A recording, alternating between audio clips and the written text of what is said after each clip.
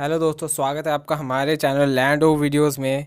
तो आज हम डिस्कस करने वाले हैं एक इम्पॉर्टेंट टॉपिक के बारे में, और वो टॉपिक है स्लिप गेज। तो आज हम स्लिप गेजेस के बारे में डिस्कस करेंगे। स्लिप गेजेस मेट्रोलॉजी का एक इम्पॉर्टेंट टॉपिक है, तो आज हम इसके बारे में डिस्कस करेंगे। तो स्लिप गेजेस में क्या क्या फ़ीचर्स होते हैं, इसके स्लिप गेजेस कहाँ यूज़ होता है, ये कैसे बना होता है, और इसका कौन सा प्रोसीजर है जो हमें फॉलो करना चाहिए, और कौन से प्रिकॉशंस है, आज हम इनके बारे में डिस्कस करेंगे।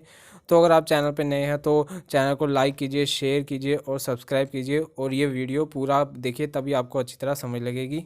तो आइए स्टार्ट करते हैं वीडियो को। तो स्लिप गेजेस जो होते हैं वो हार्डन स्टील के बने होते हैं। उनके जो टू फेसेस होती हैं वो परफेक्टली फ्लैट होते हैं और एक डेफिनेट डिस्टेंस पे सेपरेट किए होते हैं। तो स्लिप गेजेस हार्डन स्टील के होते हैं। जो स्लिप गेजेस हैं उनको सबसे पहले स्वीडिश इंजीनियर सर जोहानसन ने बनाया था, तो इसलिए इन्हें जोहानसन गेजेस भी कहते हैं, और इन्हें गेज ब्लॉक्स भी कहते हैं। तो स्लिप गेजेस के तीन नाम है, एक तो स्लिप गेज हो गया, दूसरा जोहानसन गेजेस, और तीसरा गेज ब्लॉक्स। जो स्लिप गेजेस होते हैं वो एक एंड स्टैंडर्ड होते हैं, एंड स्टैंडर्ड्स को ये फॉलो करते हैं।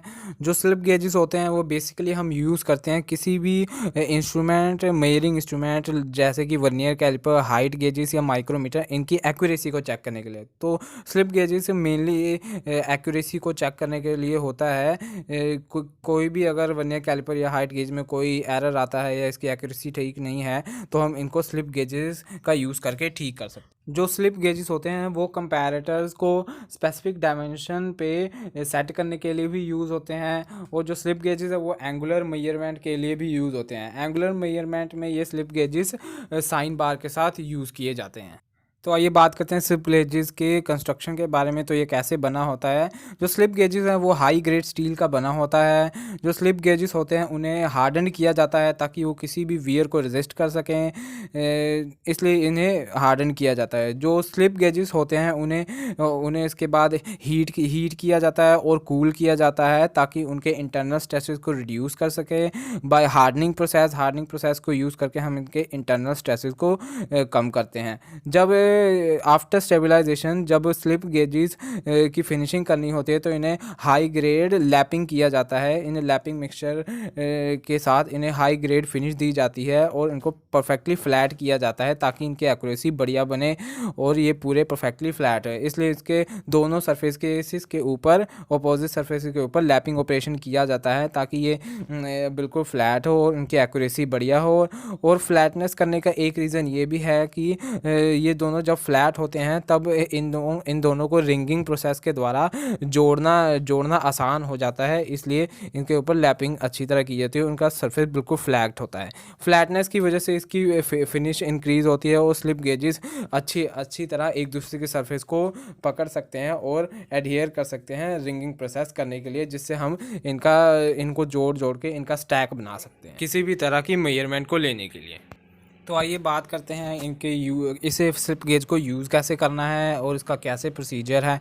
तो जो वर्किंग फेसेस होते हैं स्लिप गेजेस के वो ट्रूली फ्लैट होते हैं और पैरेलल होते हैं, जिसकी वजह से वो किसी भी बिल्कुल फ्लैट सरफेस को एडहियर कर सकते हैं। दो इसका जो प्रोसेस है एडहियर करने का, एक दूसरे के सरफेस के साथ चिपक जाने का, उसी प्रोसेस को हम रिंगिंग प्रोसेस कहते हैं। तो आइए इसके प्रोसीजर को समझ लेते हैं रिंगिंग के। तो सबसे पहले रिंगिंग प्रोसेस को स्टार्ट करने से पहले सबसे पहले आपको ये देखना होगा कि जो स्लिप गेजेस के बिल्कुल जो लैब्ड सरफेस हैं वो उनमें कोई भी डस्ट या डर्ट नहीं लगनी चाहिए, वरना ये आपस में नहीं चिपकेंगे। तो सबसे पहले आपको यही चीज़ देखनी है। इनको अच्छी तरह अगर डस्ट या डर्ट लगी हो तो इन्हें आप किसी कपड़े से साफ़ कर सकते हैं। तो सबसे पहले जो स्लिप गेजेस को है, तो हमें 2 स्लिप गेजेस को लेना है। आप डायग्राम में भी देख सकते हैं। इनको एक दूसरे के परपेंडिकुलर रख के इन्हें धीरे धीरे इन पे लाइट प्रेशर डाल के इन्हें एक दूसरे के ऊपर स्लाइड करवाना है। जब हमने इनके एक दूसरे के ऊपर स्लाइड करवा लिया, उसके बाद इसे 90 डिग्री फिर घुमाना है। 90 डिग्री घुमा के लाइट प्रेशर के साथ इसको बिल्कुल सीधा करना है, जिससे ये एक दूसरे के साथ चिपक जाए। इसको तब तक रोटेट करते रहिए जब तक ये बिल्कुल दोनों सीधी लाइन में नहीं हो जाते। जब ये दोनों सीधी लाइन में हो जाएंगे तो ये आपस में चिपक जाएंगे। तो आप इस प्रोसेस का यूज़ करके कोई भी मेजरमेंट या हाइट को मेजर कर सकते हैं इनका स्टैक बनाकर। तो आइए दोस्तों डिस्कस कर लेते हैं इनके प्रिकॉशंस के बारे में। तो कौन कौन से प्रिकॉशंस हैं जिनका हमें ध्यान रखना चाहिए जब हम रिंगिंग प्रोसेस का यूज़ कर रहे हैं या स्लिप गेजेस का यूज़ कर रहे हैं।